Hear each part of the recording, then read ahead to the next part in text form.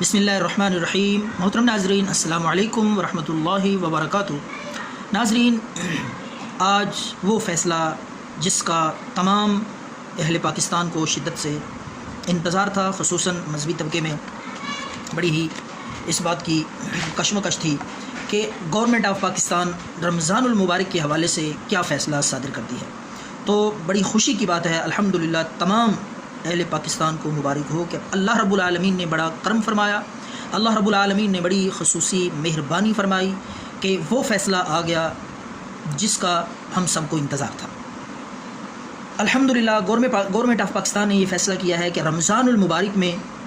اللہ کے فضل سے انشاءاللہ نماز تراویح بھی ہوگی، باقاعدگی کے ساتھ نماز جمعہ بھی ادا کی جائے گی اور نماز پنجگانہ بھی ادا ہوگی۔ اعتکاف کا بھی انشاءاللہ احتیاطی تدابیر کو سامنے رکھتے ہوئے اہتمام ہوگا۔ تو یہ وہ اہم خبر ہے، لیکن گورنمنٹ آف پاکستان نے چند تجاویز، چند تدابیر ان کا اعادہ کیا ہے۔ پہلے بھی احتیاطی تدابیر گاہے بگاہے وقتاً فوقتاً بتائی جاتی رہیں، لیکن آج صدر مملکت جناب ڈاکٹر عارف علوی صاحب نے خود قوم کو مخاطب کرتے ہوئے 20 ایسی تجاویز پیش کی ہیں کہ ان کو ملحوظ خاطر رکھتے ہوئے ان 20 تجاویز پہ، احتیاطی تدابیر پہ عمل کرتے ہوئے تمام مسلمان مسجد میں آئیں، نماز ادا کریں اور رمضان المبارک میں نماز تراویح پڑھی جائے۔ تو وہ چند تدابیر جو صدر پاکستان اور گورنمنٹ آف پاکستان نے جو دہرائی ہیں، جو بتائی ہیں، جن پہ پابندی کے ساتھ ہر پاکستانی کو، ہر مسلمان کو عمل کرنے کی درخواست کی گئی ہے، ان میں سے چند میں آپ کی خدمت میں پیش کرتا ہوں۔ ان کو ملحوظ خاطر رکھتے ہوئے ان کو پھیلائیں، خصوصاً ائمہ مساجد، علماء کرام اور خطباء اس بات کو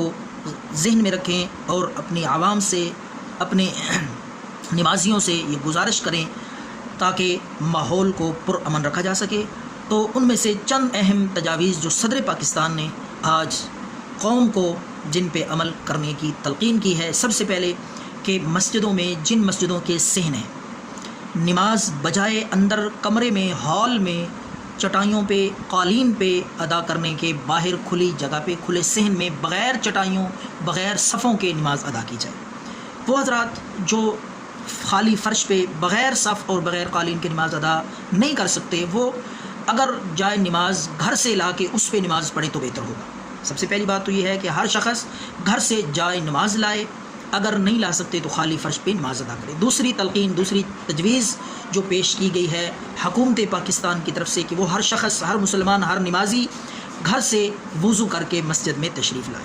اسی طرح ہر شخص اپنے چہرے پہ ماسک لگا کے، گھر سے ماسک لگا کے مسجد میں آنے کی کوشش کرے اور اپنے ہاتھوں کو اچھی طرح دھو کر صابن کے ساتھ مسجد میں آئیں۔ اسی طرح سینیٹائزر کا استعمال کیا جائے، مسجدوں کے باہر سینیٹائزر کا انتظام ہو اور گھر سے بھی اس چیز کا اہتمام کر کے آئیں۔ اور اس کے ساتھ ساتھ جناب صدر پاکستان نے تلقین کی ہے اس بات کی کہ مسجد میں مصافحہ نہ کیا جائے، ہاتھ نہ ملائے جائیں، آپس میں ملا نہ جائے۔ اور اس کے ساتھ ساتھ یہ بھی تجویز پیش کی گئی کہ جب نماز کے لیے صفیں بنائی جائیں تو صفوں کے درمیان ضرور فاصلہ رکھ کے لوگ کھڑے ہوں، اور اسی طرح فرائض کے علاوہ سنتیں اور نوافل جو ہیں وہ گھر پہ پڑھنے کا اہتمام کیا جائے۔ اسی طرح ان تجاویز کے ساتھ ساتھ یہ بھی تلقین کی گئی اور سختی کے ساتھ اس پہ عمل کرانے کی ہدایت جاری کی گئی کہ وہ افراد جو بیمار ہیں، خصوصاً بڑی عمر کے لوگ 50 سال سے اوپر، وہ بھی مسجد میں نہ آئیں، اور بچے بھی، جو چھوٹے بچے ہیں، وہ بھی مسجد میں آنے سے گریز کریں، پرہیز کریں۔ اسی طرح وہ حضرات جن کو کھانسی ہے، نزلہ زکام ہے یا کسی بھی قسم کی اس طرح کی بیماری لاحق ہے، وہ بھی مسجد میں نہ آئیں۔ تو یہ تجاویز، یہ ہدایات جو ہیں، یہ ہمارے فائدے کے لیے ہیں۔ اگر ہم سوچیں، عقل اور دانش مندی کا مظاہرہ کریں تو ہر شخص کے لیے اس میں حکمت، بہتری اور فوائد ہیں، تاکہ ہم خود بھی محفوظ رہ سکیں اور دوسرے لوگ بھی، اگر ہم متاثر ہیں، کسی بیماری کے اندر مبتلا ہیں، تو دوسرے لوگ بھی ہم سے محفوظ رہ سکیں۔ یہی ہمارا دین بھی سکھاتا ہے، ہمارا مذہب بھی سکھاتا ہے کہ دوسروں کو نقصان نہ پہنچایا جائے، کسی بھی طرح سے آپ صلی اللہ علیہ وسلم کے ارشاد اور فرمان کو سامنے رکھا جائے۔ آپ نے فرمایا کہ ہمارا پورا دین، دین اسلام الدین النصیحہ، دین نام ہی خیر خواہی کا ہے، دینی لحاظ سے، مذہبی لحاظ سے اور